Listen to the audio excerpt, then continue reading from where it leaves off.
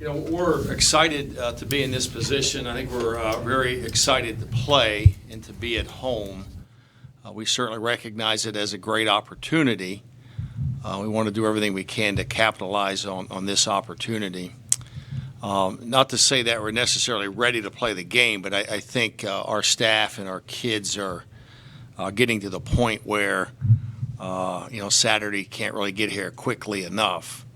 The bye was great. We've got some good work done here this week, but I kind of feel like my guys want to and need to play a football game. So it'll be here soon enough. We got a few things we got to continue to polish up here to finalize our game plan and our thinking.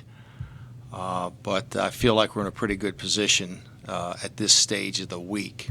I'll take any questions here from the media. Coach, people who play baseball may worry about timing or rust. Football, probably a good thing to have a week off this time of year. Are there any downsides? Do you see guys frisky and ready to roll? Well, I mean, there's always some unknown, I think, when you jump out of your routine. I think the positives far outweigh the potential negatives. I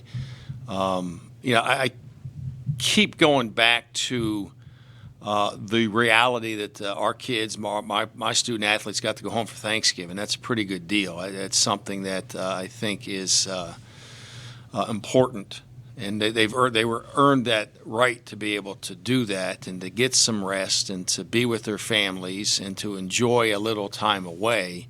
Thought they came back in a great mindset with a great attitude and focused and ready to move forward. So. But your routine's not quite the same, and we've watched an awful lot of video on William and Mary, and so I'm sure it's getting to be a little bit repetitive to them, and they're anxious to go out there and play. But I do think the positives would certainly outweigh the negatives. Jimmy has the advantage of correcting his mistakes from 2 weeks ago. You guys, nobody ever plays a perfect game, so what do you do coming off a pretty impressive win against the same team? Well, I think that we used last week to kind of correct our mistakes, made our corrections from the William and Mary game last week during the bye, though we didn't have an opponent to play on that next Saturday. But we did spend a couple days there before Thanksgiving focusing in on those things that we needed to correct and we needed to do better. Then when we came back, we're trying to do everything we can to make this week look and feel like a normal week. I gave my scouting report on Tuesday, which was yesterday. On Sunday night, I had some things about the game that I wanted them to hear from me. Being a playoff game, being an NCAA run event, there are some things that are not as consistent with just being a normal home game. So I've done everything in my power here this week to kind of be as business as usual as I possibly could be with the schedules and the routines. And then last week we took a couple days, I felt, to maybe do what you said, just focus on the errors and make those corrections. Coach, offensively, Jacoby Green was a big factor in the win versus William and Mary. Do you expect him to, again, be a big contributing factor, or does it change a little bit on offense? Well, I certainly hope that he's a major factor in the game. He's the one guy that looks better than anybody right now. I mean, I think that the rest did him. Like as you look at your team and you watch you guys practice, I thought we've had good energy and good tempo. He's the one that kind of looks freshest to me. I asked him a couple of times, how you feel? I feel great. I feel great. So, hopefully, he'll be able to give us that big performance. Now, that big performance, when I say that, you may think it means like all these yards. I'm not really even thinking like that. I'm just thinking about, being able to be the workhorse and being able to be the guy that makes the key runs and the guy that gets the key first down and is fresh enough and strong enough to, compete every play and move the sticks, help us control the ball. And then if he has a chance to get out, he gets out. But we certainly need Jacoby to be Jacoby, and he has certainly been that here this season. Coach Rocco, looking back at this season, does any of the success, to a certain extent, surprise you? I don't want to imply you never believed in your team or anything like that, but losing all those guys, then coming back and rallying and earning a first-round bye and co-conference champs. I mean, does any of that exceed your expectations for this year? Yeah, maybe. I wouldn't say surprised, but I do think that there were a few moments in time where I didn't sense that this was a likely outcome or ending, in terms of putting ourselves in this position. But I have said this all along, too, though, that I really have trusted in this group. I really have believed in this group. And I truly believe that this group has been as attentive as any group I've ever had in terms of really trying to do the things that we're asking them to do, recognizing why we're asking them to do it, because it's going to give us the best chance to be successful. So I was motivated by that. It's like, as the head coach, you speak to your team hundreds of times during the course of the year. And, those moments when I got to be real good, I'm not real good every moment, but I think in those moments they're listening and they're wanting to follow and please. And I did recognize that very early. And I put a lot of hope in that, thinking that we had enough talent. I always felt we had enough talent. I just didn't know if we would progress quickly enough to be able to be in this position. And, so I'm excited, I'm happy, and I think it speaks well for our future because a lot of these student athletes will be coming back. And I do think that every year is a growing experience and a learning experience. It is for us as adults and professionals. Well, of course it is for them. They're, 18, 19, 20 years old, and they're experiencing things, some of them for the first time. So I think we've grown in those areas, and I think we've grown in this area right here in terms of recognizing the significance of the moment and capturing those moments, and hopefully this is another moment that we can capture here on Saturday. Their game against Duquesne, much different than the one they played against you 2 weeks ago. Is there more that you can show your team from Duquesne than maybe what they might remember from what happened here? Well, we'll continue to search the gamut. I mean, there's a reality that, we've got basically every game they've played, so that's certainly overkill. But you do go back and you do look for certain things, things that maybe haven't shown up in a while. You don't want your players having to watch all this film, but we have to find the things that may have happened a year or two ago or earlier in the season or in their game against against UVA. I mean, that's one of the things we were able to do this week that maybe we weren't able to do 2 weeks ago. We've been able to go back and kind of browse through some of the earlier games, just looking for a new formation, a different play, so we can show those things to our kids so if they cycle back, they've seen them. Whereas maybe that game 2 weeks ago, we couldn't quite have covered as much ground. Now, to your question, the Duquesne game kind of just opens up a whole new way of looking at and approaching, attacking or defending this William & Mary football team. So I thought Duquesne had some really good ideas, in terms of their preparation. And on both sides of the ball, in all three phases, I should say.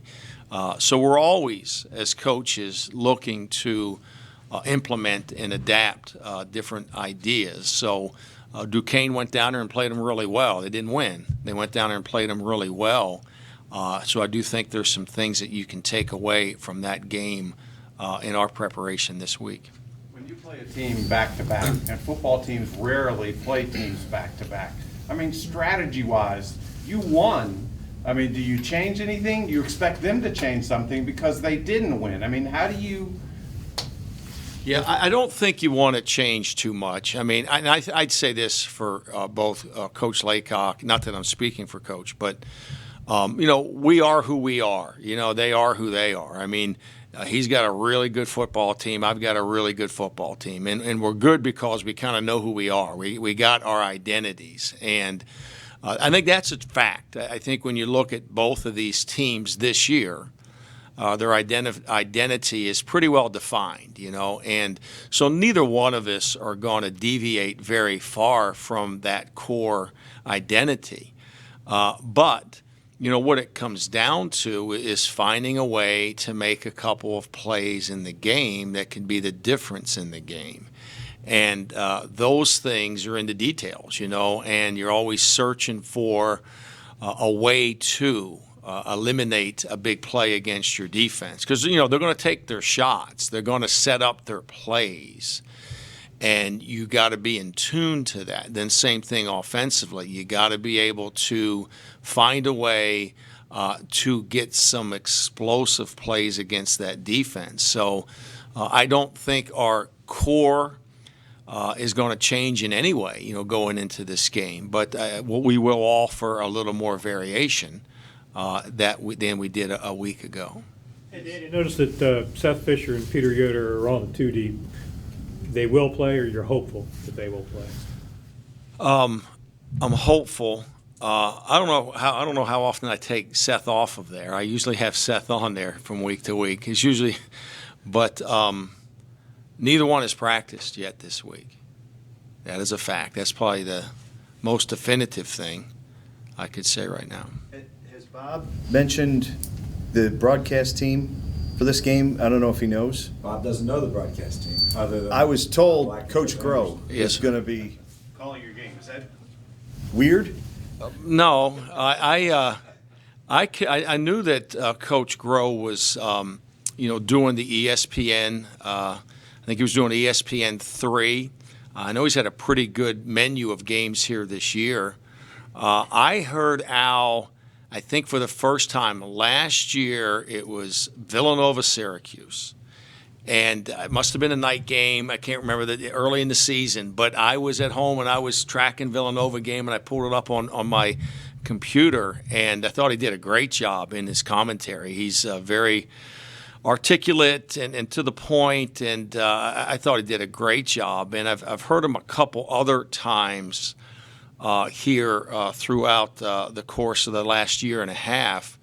I think I have a teleconference tomorrow with the ESPN 3 group. Coach Groh will be on that teleconference, and we'll kind of go through some of the details of the game. So I'm hopeful to be able to see Al when he's here in town. I think most of you guys know that I played for Coach Groh at Wake Forest. I was a captain for Al in 1983 and graduated in 84.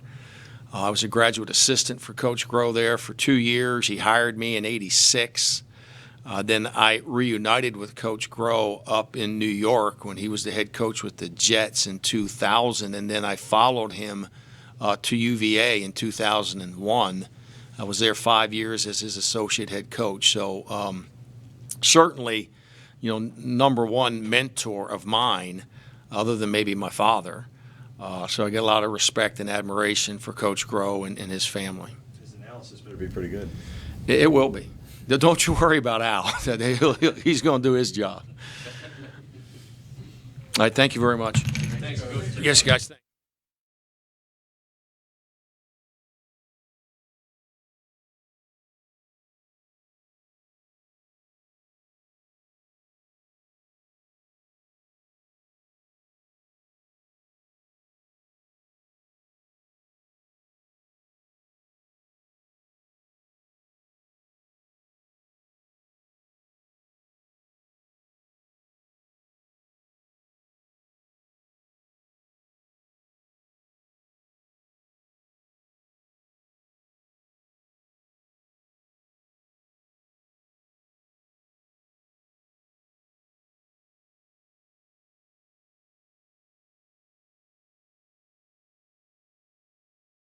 And I have the utmost respect for them, and I know just things kind of hit, some things kind of worked, and we're hope to repeat that this week. Coach said you were working last week on the mistakes from that game. What were the mistakes that you've been trying to correct? Because it was a fairly dominant performance. A couple fits here and there, some different kind of run scheme things, and some picking up some blitz on the pass games. Yeah, for defense, just some little things like that, fits, tackling, just small details. There's always something you can improve on. Winston, is it a good thing to play a team you're familiar with for your first playoff game? I mean, it's not often that we see you guys play a team back to back. Yeah, I think it'll be good. We had an extra week off, got to rest up, watch some extra film, and then so now we can kind of just look at, as Coach Rocco said, the newer formations or little things that we didn't notice before, get a chance to look at. Just gives us more of an edge.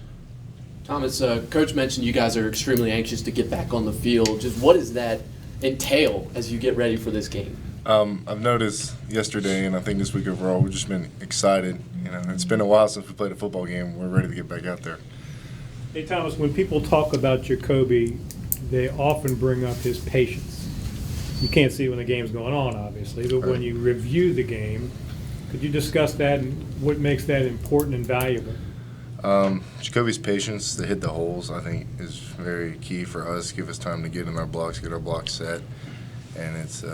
But when it's, he's patient to the point until it's time to go, then he's gone, and that's fun to block for. Winston, when you look at the defensive performance against William & Mary, it was a pretty stellar outing. Are you going to need even more than that, especially in the playoffs, to try and get past that offense and keep moving forward? Last time we played them, we did it really well. And, as Tom said, that they're a good offense as well. We have the utmost respect for them. So, we're going to try out there and play better than that each game, try to play our best. Coach Rocco's been talking about peak performance and just bringing that new energy and enthusiasm. So just try to better ourselves each game. Have you guys ever played the same team, not necessarily back-to-back, but twice within a 3-week time or even a month time? Can you ever remember doing something like that at any level? In high school, I played the same team twice, I think in either back-to-back or after 2 weeks. What do you remember from just that experience of trying to get ready for the same team in successive games? Same thing we're doing now. Just watch film, and then they're gonna have a chip on their shoulder because we just beat them. They're gonna try to come out there, and they're not gonna stop the whole game. So even if we're up 100-0, they're not gonna stop playing. And so you have to have that in your mind. You got to finish the full game. You got to play the entire game, all 4 quarters. Thomas, the atmosphere versus William & Mary was pretty electric, but now that it's a playoff game, you get them again. Does anything change for you in the Robins Stadium and what the field will be like on noon Saturday? I think we'll get a similar output with the atmosphere, hopefully a little more. I mean, you can't complain. It was great. Hoping we'll get the same kind of outlook for this game. Does that jazz you up a little more, even so, than 2 weeks ago? Yes. We're very excited to have home field advantage in the playoffs. Do football players, when they have an off weekend like this, just recline and just stay like that for a day or so? Do you try to run a little bit, get a lift in, or just sort of chill out? You got to do both, and kind of put things on top of each other. So I know for me, there was one day, I just took an hour nap, just kind of relaxed, and then I came and watched film, and I just sat in the chair and relaxed. I'm still learning, still doing things, but I have a chance to just let my body relax. And then you want to work out and stuff and stay fresh. It helps to stretch, run, get a little lift in. You're not trying to kill yourself, but it definitely does help to get something in. Thomas, do you have any sort of routine over Thanksgiving? I'm sure you got in the weight room. I actually just did a lot of stretching, a little running, ate a lot of turkey. But kind of what Winston was going off was just both good chance to relax, but don't do absolutely nothing. A lot of active recovery is involved. Did either of you watch the William & Mary King game? We did. A little bit, yeah. How did you watch it? I mean, it was a great fans game. If you're a football fan, that was a great game to watch. But you guys are not exactly typical football fans. To me, I was just watching it as a fan at that point. I was just, whoever won. For us, we'll play anybody, anywhere, at any time. So, I'm glad it's William & Mary because it's a good opponent. I like playing against those guys because it's always a good game. and we've already played them once. We have a lot of film to watch on them already. But I was just watching it then as a game, and we're ready for whoever. I think it's a lot interesting to watch a game in complete motion rather than just cut-ups, like just watching the offense, just watching the defense. So you kind of see the flow of the game and the energy and the momentum swings. I think is important to see that sometimes. Maybe a few of those. Absolutely. Anything else for these guys? Good. Thank you. Thanks, guys. Thanks, Appreciate guys. it. Thank you.